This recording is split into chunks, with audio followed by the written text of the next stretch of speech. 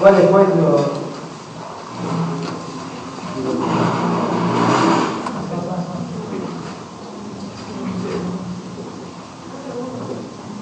Bueno, el licenciado Luis Martorelli estuvo con nosotros toda la tarde escuchando la charla.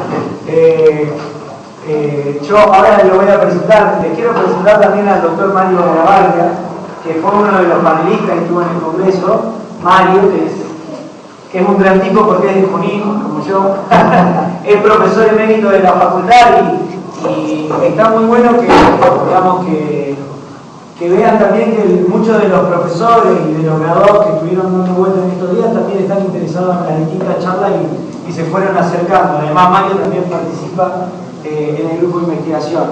Bueno, el profe Martorelli trabaja también en la Facultad de Astronomía. Ahora él les va a presentar seguramente qué hacen en el laboratorio de óptica. Es profesor de la carrera de alguna materia de la licenciatura en optometría acá en la facultad. Y bueno, la idea es un poco plantear desde la interdisciplina científica como una, digamos, como una cuestión, como puede ser la energía solar. ¿Van a pasar chicos o no? ¿Van a pasar la charla? Ah, no, les pregunto. Lo mandé, no.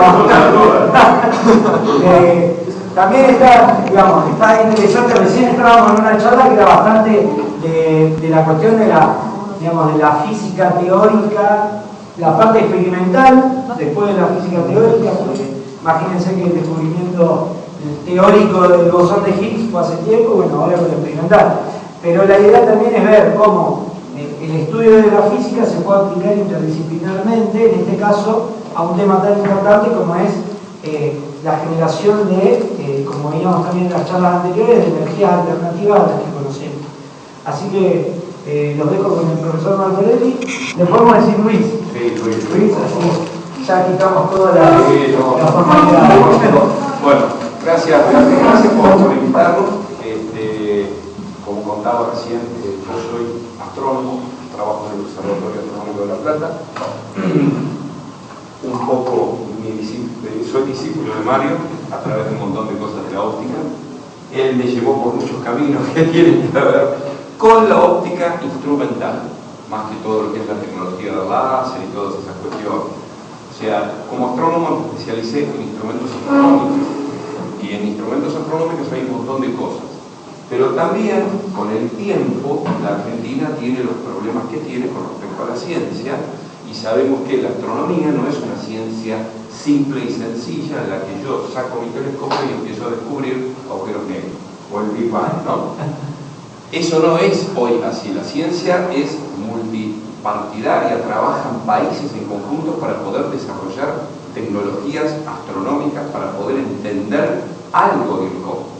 Y es apasionante, porque cuando uno pone en internet telescopio espacial, instituto, y aparece en la foto del telescopio espacial, te quieren matar, porque es fantástico.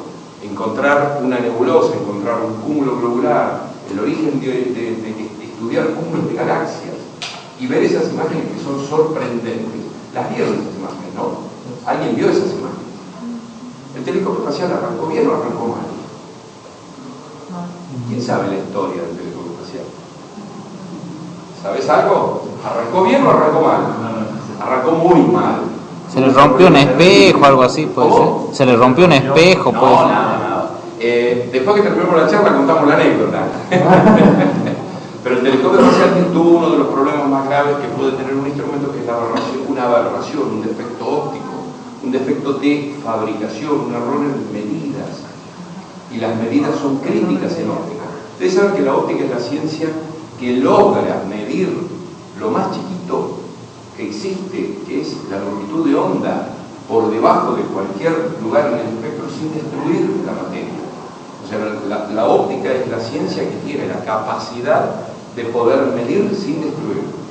Ahí nace la metrología óptica. Entonces, mi especialidad es óptica instrumental, astrónomo, óptica instrumental, laburo en metrología óptica con instrumentos, construyendo piezas ópticas, y ahí estamos en energía solar. Entonces, hablando de estas cosas para introducir, uno empieza a pensar que efectivamente las energías alternativas, las energías renovables, toda esta locura que el mundo tiene con la energía, prendemos una lámpara, dejamos prendidas cosas, hay un gasto enorme. Yo siempre me pregunto por qué cuando vuela un avión y yo me asomo por la ventanilla veo la ciudad. ¿Cuántas ciudades hay cuando uno viene volando en la provincia de Buenos Aires? Maravilloso. ¿Por qué? Porque las luminarias tienen un gran ángulo hacia arriba, hay un gran desperdicio de luz, ¿no es cierto? O de energía. Bien. ¿Cuáles son las situaciones críticas por las que está pasando el país en materia de energética? La Argentina tuvo en julio de este año el pico máximo, batió récord de consumo energético. Es impresionante. Entonces, obviamente, desde hace unos 10, 12 años, hay un montón de líneas nuevas de investigación, como vimos los dos doctores que estuvieron antes, que estuvieron trabajando sobre fotovoltaica, sobre todo lo que tiene que ver celdas, guardar la energía. Las energías que nosotros conocemos de alguna manera como energías renovables o limpias andan por el biocombustible, que ustedes lo conocen, la energía de biomasa, que también la conocemos, la geotérmica, la oímos nombrar, en Argentina prácticamente nada de esto existe, lo que sabemos como la mareomotriz, ¿sí o no? Otra fuente de energía inagotable. Lo que tiene que ver con la eólica, ahí andamos un poquito mejor. Todo aquello que es hidráulica. Ahora, la hidráulica es una realidad o es una energía, una fuente renovable, es una fuente inagotable. Yo no la noto, algunos investigadores la colocan como renovable o alternativa, yo no la pondría, yo creo que es peligroso, porque las fuentes, digamos, las grandes represas reciben un gran flujo a través de ríos, dependiendo de las variaciones climáticas existentes cerca de la cordillera o de zonas lluviosas, etcétera, etcétera. Entonces, cuando las cotas bajan, y vimos Córdoba, lo que pasó hace unos años en Carlos Paz, nos quedamos sin energía eléctrica. Entonces, bueno, eso es complicado. Y finalmente, la solar, que es la que nosotros hoy vamos a charlar un ratito. Pero de estas energías que andan dando vuelta por ahí, el país usa nada más que el 1.5%. Y todas las energías estas tienen de alguna manera un lugar interesante en el país para desarrollarse, porque la Argentina longitudinalmente tiene climas y variaciones de dos océanos existentes muy cerca. Entonces, ni hablemos de la mareomotriz, aquellos que han tenido oportunidad de estar al sur de la desembocadura del Río Negro, en la Patagonia, ahí entre Carmen de Patagones, el balneario del Cóndor, 30-40 metros para abajo en la Patagonia, es increíble. Los vientos, hay zonas muy específicas, muy determinadas, los biocombustibles, la biomasa, incluso todo aquello que tiene que ver con la geotérmica. La Argentina tiene zonas en la cordillera muy interesantes para trabajar en esto. Bien, pero hay muy poco, muy poco. Entonces, evidentemente, nosotros tenemos crisis energética. El Estado es el responsable de empezar a desarrollar lugares. Nosotros somos el Estado, no nos olvidemos. Las universidades y los centros científicos formamos parte del Estado. Y yo siempre discuto esto. Yo no puedo pedirle a un político que haga algo si no le enseño. Sí, bueno, a veces un cuadrado, pero no importa. Pero hay que ir y sentarse y machacar, ¿de acuerdo? Porque si no, no vamos a lograr nunca nada. Estos desarrollos los tenemos que hacer desde las propias universidades, no vender el producto, hacer la investigación, hacer el desarrollo tecnológico. ¿Qué sabemos de los tipos de energía solar? Bajas temperaturas. Conocemos la aclimatación de piscinas, la aclimatación de casas, todo aquello que tiene que ver con los termosolares. Ya hay desarrollos industriales en Argentina muy interesantes, y también dentro de las bajas temperaturas tendríamos que colocar los paneles, las plantas fotovoltaicas, como la última inaugurada en San Juan. Tengo entendido que en unos poquitos meses o el año que viene se va a inaugurar también en San Juan una planta que elabora paneles, porque hasta ahora la tecnología de estos paneles sigue viniendo de afuera, no podemos fabricar estas cosas. Por ahora esa planta ya va en mano, ¿no es cierto? Esto es bajas temperaturas. Cuando hablamos de medias temperaturas, entre 200 y 500 grados, empiezan a desarrollarse nuevas cuestiones. Hay un desarrollo muy interesante, que son los colectores cilíndricos parabólicos, no importa todo lo que dice de la geometría, pero son grandes cilindros que concentran el foco solar en un hilo, no en un punto, en un hilo, de acuerdo a lo largo, un caño cortado por la mitad de cristal o de vidrio o vidrio facetado. Esto es interesante porque yo puedo alcanzar temperaturas que llegan a los 400 y los 450 grados y generar en ese caño vapor. Entonces hay una tecnología especial donde dentro de estos caños, cristales al vacío con otros tubos por donde circula un fluido, ese fluido con sales, ese vapor se puede almacenar. Y si yo puedo almacenar vapor, puedo mover una turbina. Bueno, esta tecnología ya de media temperatura es prácticamente la que se está desarrollando en muchos lugares del mundo, sobre todo en aquellos lugares donde hay mucha solarimetría. ¿Bien? También los sistemas de altas temperaturas que andan entre los 300 y los 1000 grados ya empiezan a desarrollarse con otro concepto, las famosas torres solares.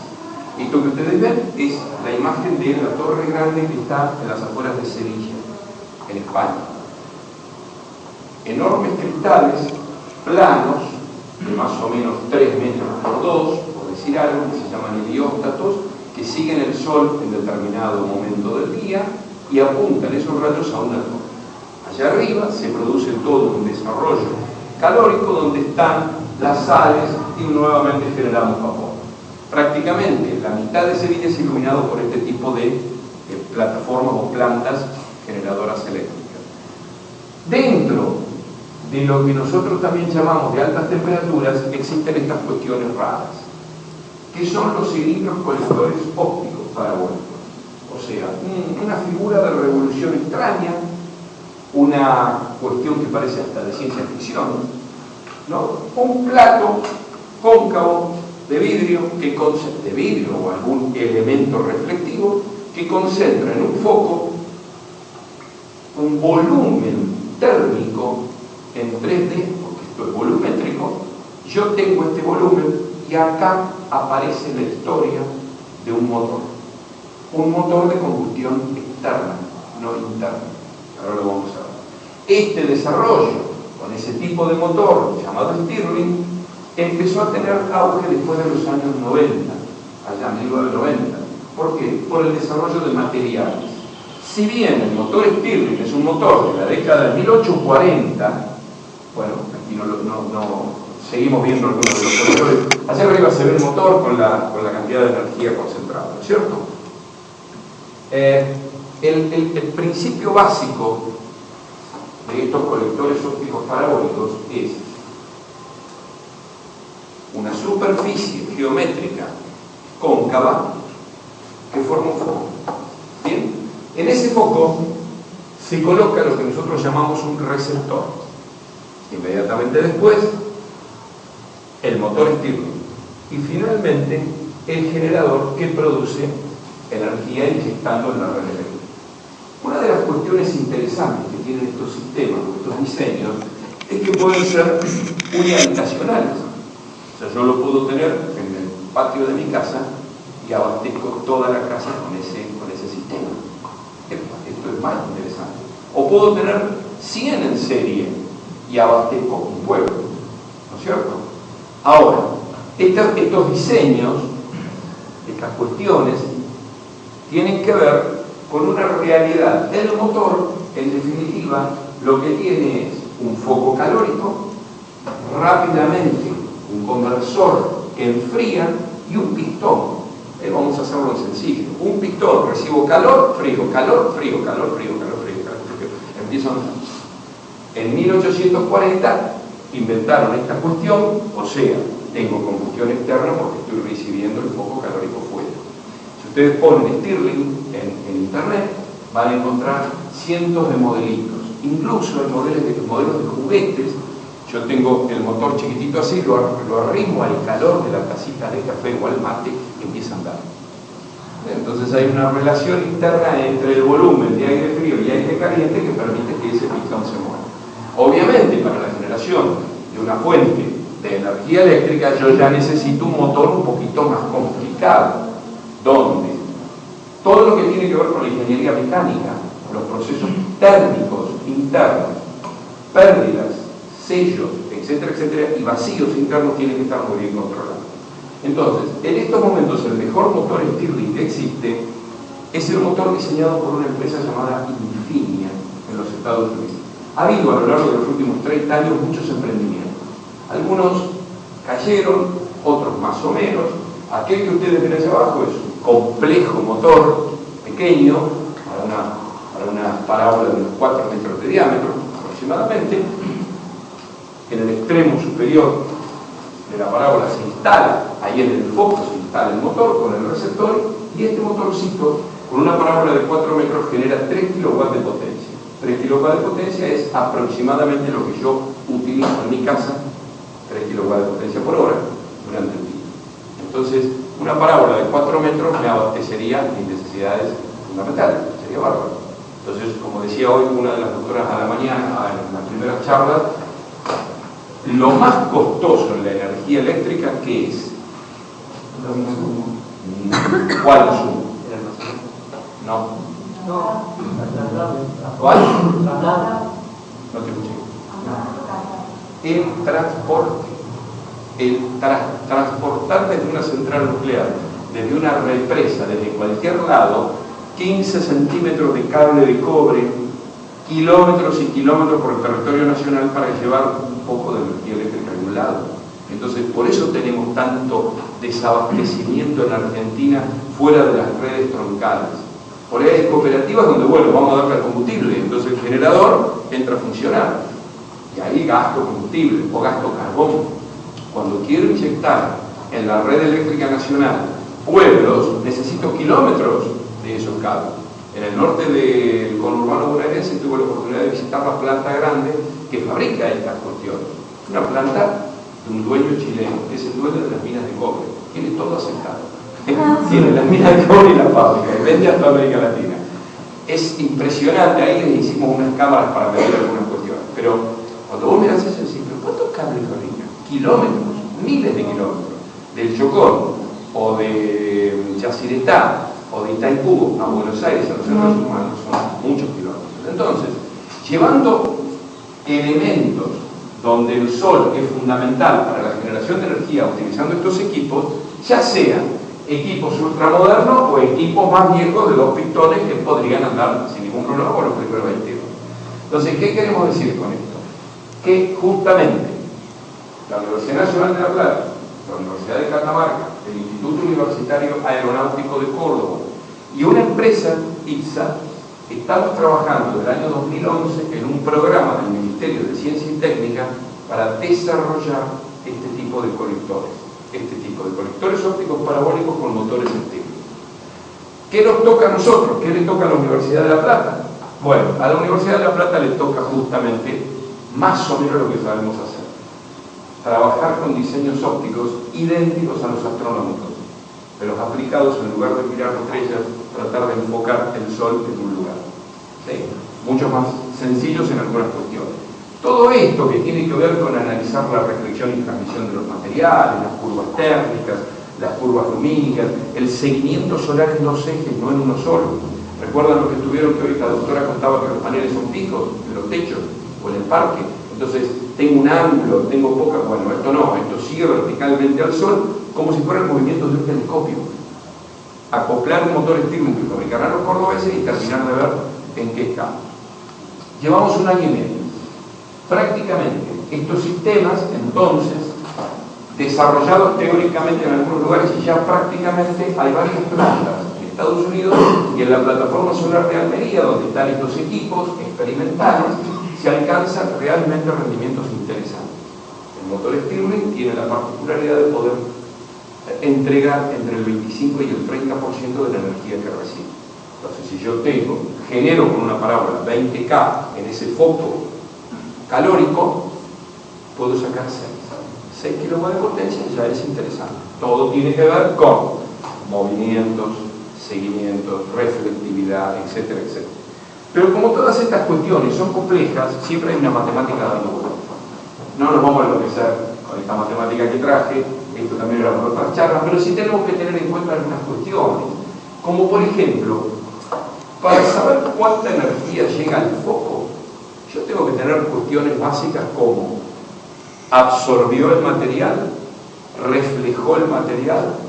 ¿Dónde estoy instalado? ¿Estoy en el medio de la ciudad de La Plata con un día así divino para ver el sol? ¿O estoy en la cordillera de los Andes a 3.000 metros de altura? ¿De acuerdo? Donde llueve una vez por año. Entonces, esas cuestiones hacen a cuánta energía yo puedo concentrar en este lugar. Sobre todo también necesitamos tener la intensidad de radiación que llega a la base, digamos, a la Tierra en función de lo que el Sol está emitiendo.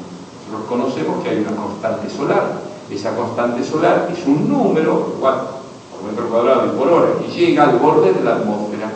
De ahí para abajo absorbe la atmósfera, problemas reflectivos, etcétera, etcétera. Entonces, todas estas cuestiones son las que tuvimos que estudiar durante estos años en función del instrumento que estábamos tratando de desarrollar. Después, obvio, todo tenía que ver con los focos. ¿Por qué con los focos? Porque yo quiero concentrar ¿cuánto necesito? Si yo tengo una parábola de 1,5 metros de diámetro, imagínense 1,5 metros de diámetro, y quiero meter toda la energía del Sol en 1 centímetro. ¿Qué hago? En el aire no hago nada, pero si yo pongo un metal ahí es un desastre, ¿no es cierto? Entonces, bueno, no, todo en 1 centímetro no, lo tenemos que distribuir en un área determinada. ¿Pero cuál es el área? Bueno, hay un montón de ecuaciones termodinámicas que tienen que ver cómo ese motor empieza a funcionar no con altísimas temperaturas, sino con cantidad de energía. Entonces la energía hay que medirla, la temperatura hay que medirla. El punto fundamental fue diseñar, para aquellos que vieron óptica, y creo que todos ustedes algo han visto, qué tipo de cónica de revolución yo necesito en esta superficie. ¿Qué tipo de cónica? ¿Es una esfera donde los rayos se cruzan o es una parábola donde va a dar un punto directamente?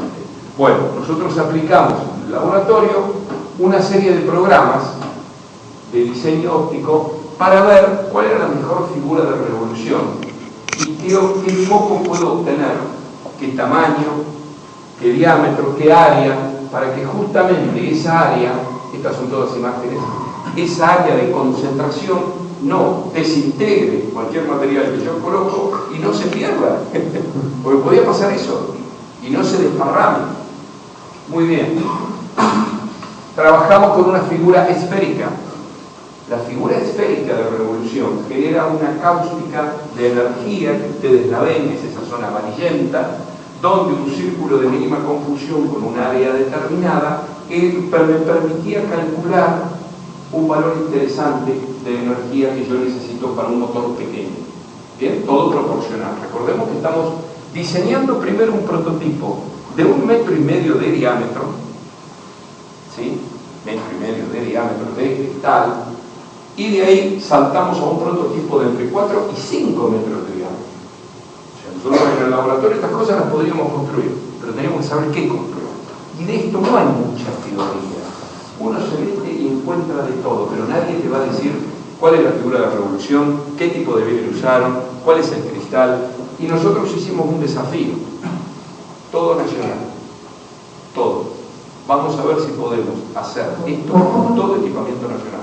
O sea, con la materia prima propia no es fabricada en Argentina. ¿Por qué? Porque si no, para un sistema de investigación y desarrollo está piola. Bueno, me traje algo de afuera, no importa.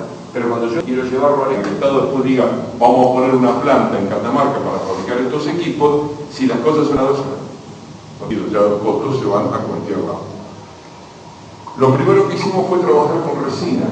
Desarrollamos un molde muy grande de yeso, de 1,50 metros, y colamos resina náutica. Ese es el taller mecánico del observatorio, donde hicimos todas las pruebas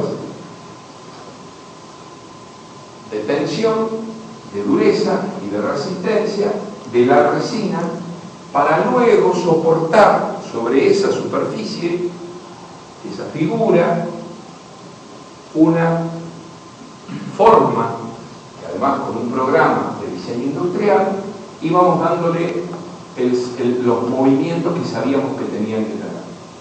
Yo quiero aclararles dos cosas con esto. La primera, el único loco astrónomo soy yo.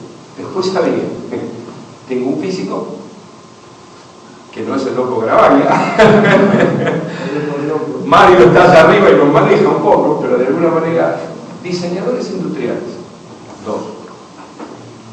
3 de la carrera de licenciatura en óptica, que trabajan con los programas de diseño y con las mediciones metrológicas. ¿Bien? 2 arquitectos. O sea, un grupo de gente para poder trabajar en esto. O sea, yo el diseño industrial y el programa de diseño industrial no lo sé usar. Y yo le daba datos al diseñador y el diseñador sacaba, ponía, probaba, y dice, no, acá va a tensar, no, acá se va a deformar, la resina para esto no sirve, más espesor, menos espesor. Entonces, nadie puede hacer estas cosas solo si no hay una interdisciplina trabajando. Bien, el diseño que tomamos en cuenta fue hacer una estructura de movimiento en altura y una estructura en rotación en ácido. Esto nos permitía seguir el Sol en 2 coordenadas, igual que los telescopios grandes. Bien. ¿Qué hicimos? Para cristal por cristal fue diseñado en el diseño. Entonces cortamos cristal por cristal. Pero antes de llegar a esto, estuvimos 6 meses trabajando con materia prima nacional. Y yo tuve la suerte de tener un profesor en el laboratorio, que fue la última vez que dio óptica astronómica, y después falleció, el doctor Ricardo Franzen, una eminencia, quien había trabajado en la Comisión de Energía Atómica con cristales para desarrollar colectores cilíndricos parabólicos. Él había dejado, la hija trabaja en el laboratorio y me trajo un libro cuando yo estaba con un libro de la casa. Y en ese libro él había hecho todos los trabajos de investigación de los vidrios con un par de métodos metrológicos para medir los cristales nacionales e importados en 1977. Y daba cuenta de la problemática que tenía el país porque tenía que importar un vidrio que se llamaba Floa. Yo empecé a buscar ese vidrio y lo fabrica Basa, en Nueva York, es el de Dental, vidrio común. El que en aquella época no existía y se importaba, ahora se fabricaba en Argentina. Así que empezamos a hacer experiencia. La primera fue trabajar, hicimos pruebas de tensiones, deformaciones, estrías, rugosidades, etcétera, etcétera, del cristal. La segunda fue trabajar en un horno de cerámico, deformarlo para copiar la curva. La tercera fue aluminizarlo. Nosotros tenemos un equipo de vacío, aluminizamos espejos para telescopios, depositamos aluminio para que refleje. Primera cara, segunda cara. Y después pegamentos en la resina con el cristal para ver la resistencia del material. Después pusimos un gajo, uno de los gajos en un túnel de viento. Y en el túnel de viento lo mandamos a 120 grados para ver si se desprendían los pegamentos. Algunos volaron por el aire, otros no. Ahí en la cinca atrás en el semestre. Bien, perdón. Cada cristal tenía hicimos una matriz óptica y cada cristal fue cortado. ¿De acuerdo a un área que yo quiero en el foco. Vamos. Y cada uno de los cristales fue centrado con un láser. Con el láser. Para que todas las imágenes caigan en un foco. Para que todos los centros de los espejos den en el mismo lugar. Si no pierdo energía y es peligroso además. Bien. Ahí está la montura. Ahí están los mecánicos probándola. Y el primer prototipo fue terminado allá más o menos en abril del año 2012. La universidad hace exposiciones, como todas las universidades, y justamente ese año quería que pusiéramos esto en el país de los niños para que los chicos lo vean. Y todavía no lo habíamos terminado, pero allá fuimos y ahí medimos. Tuvimos 15 días con curvas de medición, termocuplas tipo K en el medio del plano focal, desplazamientos, medimos un montón de cosas. La verdad que los resultados fueron muy interesantes, muy lindos. Ahí se ven parte de los detectores, etcétera, etcétera, algunos de los operarios que laburó con nosotros. Una de las cosas claves, yo después esto si quieren se los puedo mandar al que les guste, es que obtuvimos casi 400 grados de temperatura en el centro de ese foco. 400 grados de temperatura en abril, del 21 de abril, es un dato muy interesante. ¿Por qué? Porque no teníamos ni idea de la cantidad de energía que podíamos, de temperatura que podíamos obtener. Y la cantidad de energía después era proporcional a esas variables que yo les fui contando. Hay varios trabajos que publicamos donde aparece. La energía no es mucha. En este equipo apenas llegábamos a los 4 o 5 kilowatts, nada más. Pero bueno, nos faltaban detalles.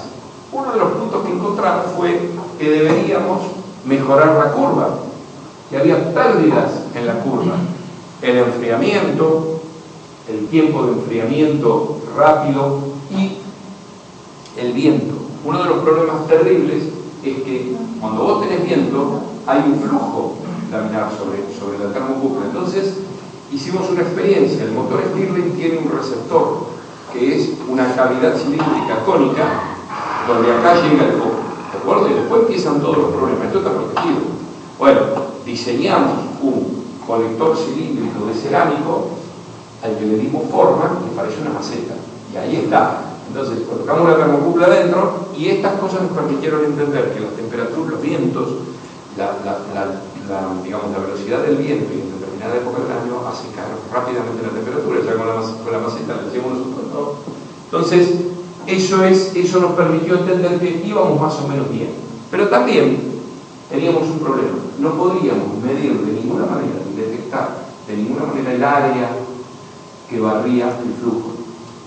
¿Por qué? Porque lo único que forma de mirar eso era con anteojos tipo soldadura, grandes, no mirar de frente, sino observar donde se estaba reflejando el foco y tomar con la termocúpula en distintos lugares, nada más. Pero no podíamos ver la distribución geométrica de los haces de luz que se produciera en esa superposición de los espejos. No sé lo que pasa en el foco. Entonces, nosotros astronómicamente miramos de noche. Y en el banco óptico del laboratorio la miramos de noche. Entonces, la parábola está en el medio del parque del observatorio. A la noche, en julio, época divina, empezamos a hacer fotografías de lo que ocurría con los espejos y lo que ocurría en el foco, en el centro del foco. Entonces empezamos a entender la problemática de la distribución energética en ese plano. ¿Cuál era el área más grande y cuál era el área más chica? ¿Cuánta energía podíamos tener en un centro y medir ese centro? Podíamos hacerlo todo porque teníamos luz, no sol. ¿Bien? Obtuvimos imágenes realmente espectaculares, sobre todo en el área que nosotros estábamos viendo. Dentro de lo que son las ecuaciones que inhibimos, que están por allá arriba, la cantidad de energía que yo obtenía en un determinado lugar, más o menos en 40-45 centímetros, me permitía decir que con una parábola con mejor curva y mejor geometría podría empezar a trabajar tranquilamente con un motor Stirling pequeño. Entonces, ¿qué hicimos? Después de esto y después de ver, bueno, hay muchos laburos de estas cositas. Ahora en agosto fue esta, ¿no, Mario? Sí, fue en agosto. A principios de agosto teníamos terminada la segunda parábola. Ahora la van a ver. Pero antes, Mario nos trajo la cámara termográfica que tiene.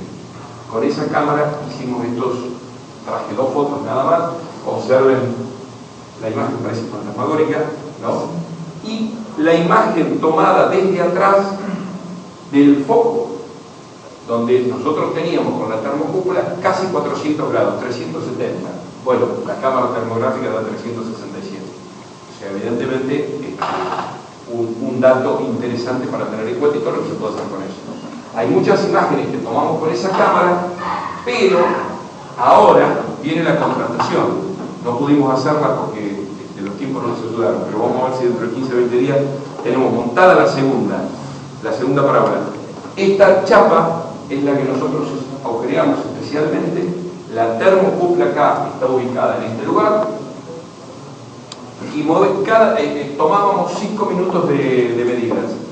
Bajábamos la parábola, sacábamos la termocúpula y volvíamos a empezar. ¿Sí?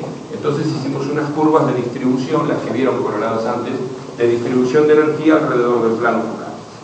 Ahí se ven algunas cosas. En enero del 2013 terminamos la segunda parábola. En el laboratorio empezamos a montarla. Les aclaro que el montaje, el centrado, el foco y todo, igual que un telescopio. Seguimos las mismas líneas. Acá está la parábola vieja, como ustedes vieron las fotos, y esa es la parábola nueva con el láser centrado, alineando el foco y alineando el eje óptico del sistema. Ahí tenemos algunas imágenes. Bien, una vez que nosotros teníamos perfectamente alineado y definido el eje óptico, llevábamos la parábola al centro para poder empezar a pegar uno por uno los nuevos cristales. la nueva cristalería, las mismas piezas que habíamos utilizado en la parábola anterior, pero más chicas, buscando bajar el 50% aproximadamente del área focal. ¿De acuerdo? ¿Para qué? Para generar una mayor concentración. La foto que ustedes ven a la derecha es la original, la primera parábola, el primer colector, y este es el segundo. Fíjense que los triángulos son casi perfectos, todos iguales, en la otra no. Bien, las curvas de intensidad luminosa y de calor nos dieron, vamos a de calor, 660 grados el 21 de julio en 25 minutos. Es una temperatura muy alta, casi el doble de la que teníamos con el otro equipo. ¿Sí? ¿A dónde vamos con esto? Bueno, ahora ya está, ahora vamos a hacer el de 5 metros. Pero el de 5 metros no es para fundir a Dios. El de 5 metros es con una geometría semejante a la última, pero con superficies mucho más grandes, o con superficies curvas,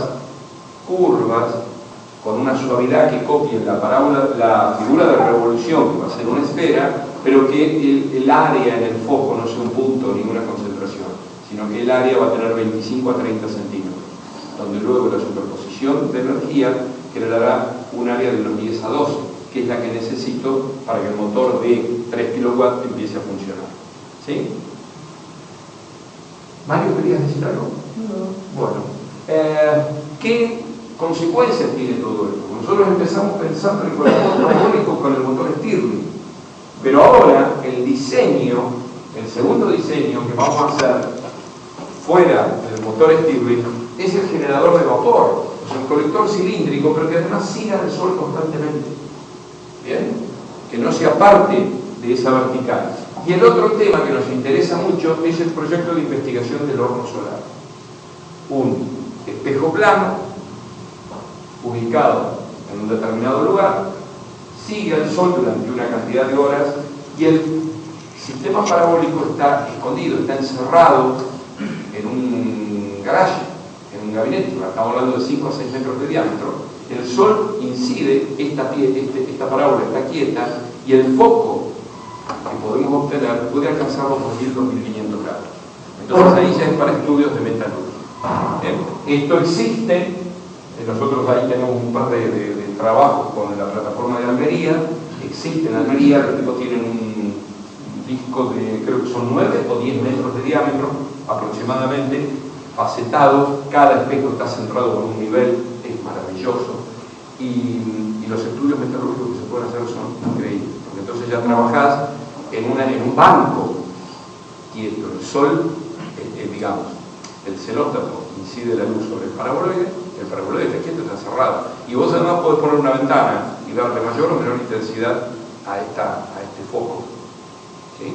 Bueno, estos son estudios que no se hacen, no se realizan en Argentina, pero bastante avanzados para nosotros. Creemos que ópticamente lo podemos hacer sin problema. ¿Qué más? ¿Preguntas? Yo tengo una consulta con respecto al parque termoeléctrico del que hablaba al principio. ¿El parque termoeléctrico de Salta o el de que estamos instalando en El Catamarca? proyecto que ustedes quieren hacer. en ¿Qué Catamarca. magnitud tendría ese parque? ¿Cómo? ¿Qué magnitud tendría? ¿Puedo alimentar una ciudad con...? Es un problema.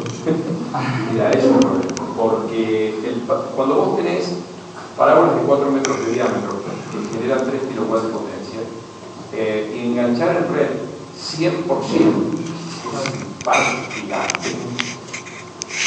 Tenés el grave inconveniente que si vos lo ubicás en las alturas de la cuna catamarqueña, 3.000 metros de altura, necesitas cable para llevar la energía a Catamarca. Estamos en el mismo problema. A menos que abastezcas industrias en el lugar. Un poco esa es la idea.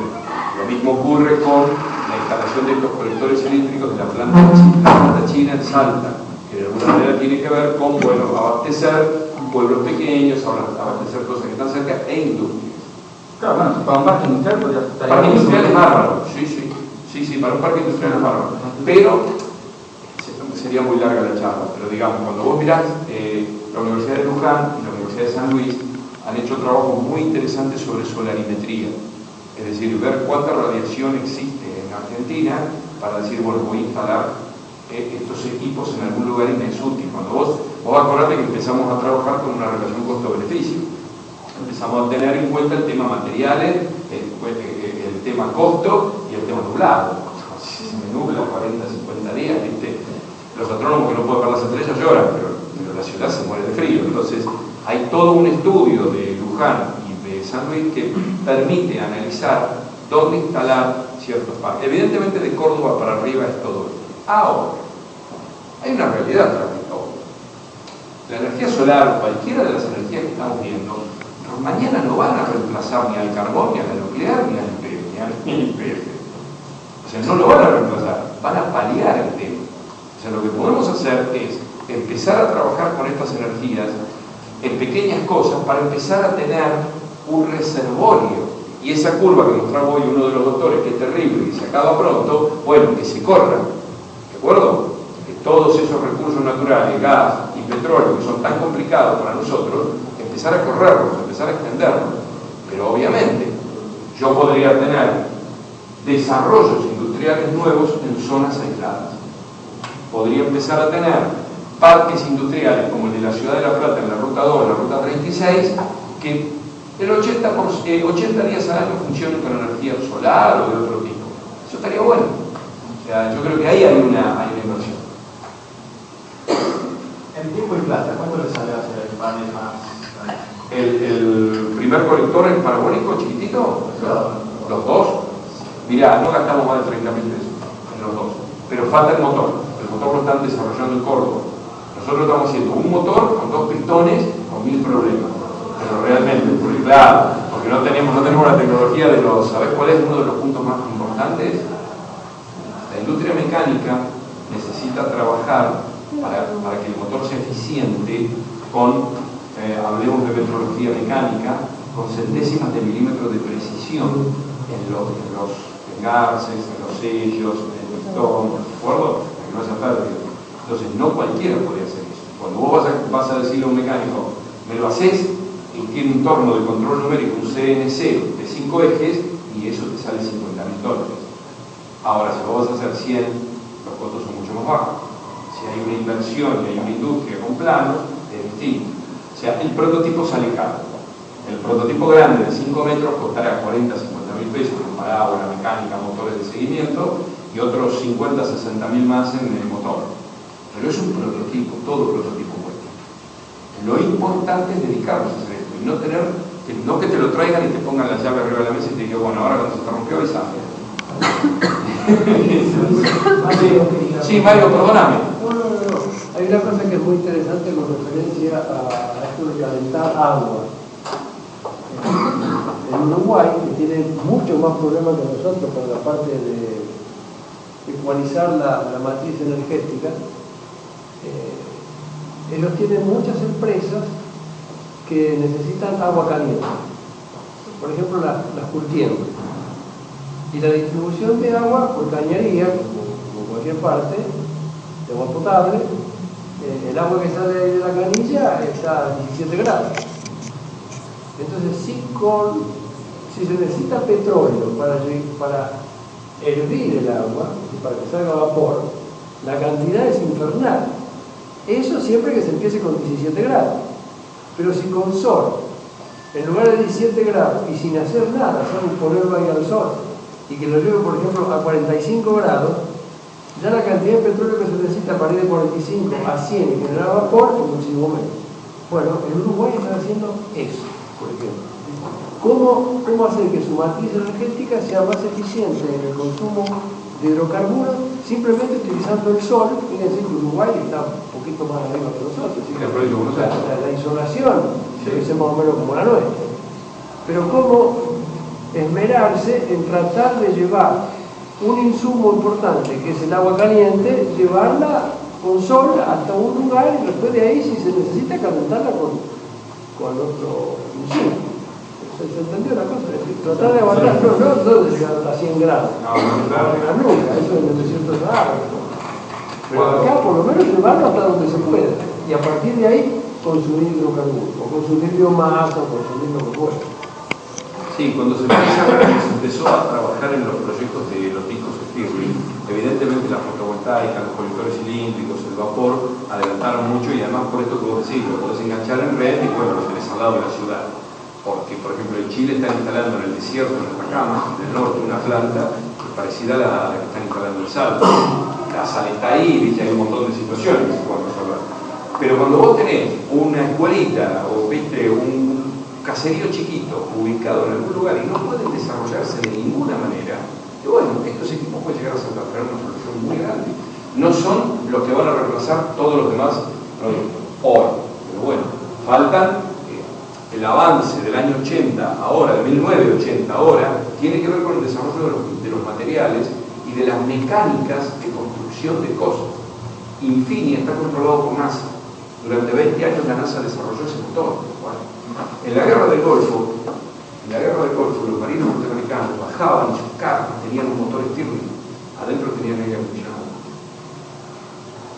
Era el secreto. Bueno, chicos, ¿qué más? ¿Dónde quedan los parques de Salta? En la puna salteña lo están poniendo, pero te lo abrigo. O sea, es que no lo vi en una imagen que apareció en una propaganda de energía, en una revista de energía solar, y es una empresa china que lo instala ahí, ¿viste? Pero en la puna, en el área de la puna. Tengo que ir. No, averigualo, vos que estás en Salta buscando, ¿dónde está él? Sí, Mario. Hay dos cosas más y creo que lo vamos a uno, siempre se habla de una escuelita, pero piense en una salita sanitaria. Un pequeño poblado puede tener una salita sanitaria con un sistema común. Ustedes dirán, sí, pero ¿y si hay una urgencia en la noche? Este tipo de sistema,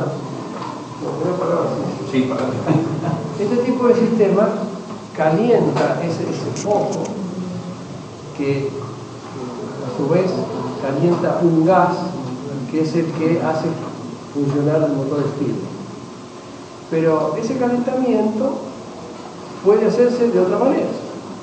Por ejemplo, poner un sistema de radiador y tener un quemador de biomasa.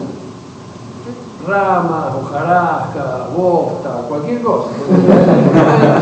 Todo lo que hay por ahí se mete y entonces tiene energía eléctrica a la noche.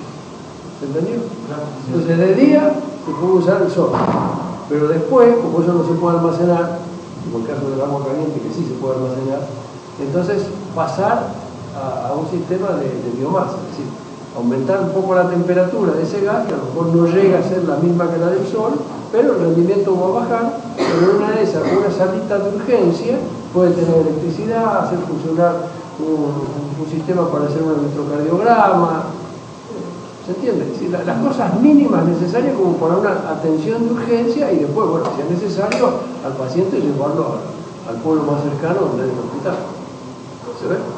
Entonces, ese tipo de cosas favorece a una situación social que entre nosotros es abundantísima en ciertos lugares del país. Gracias.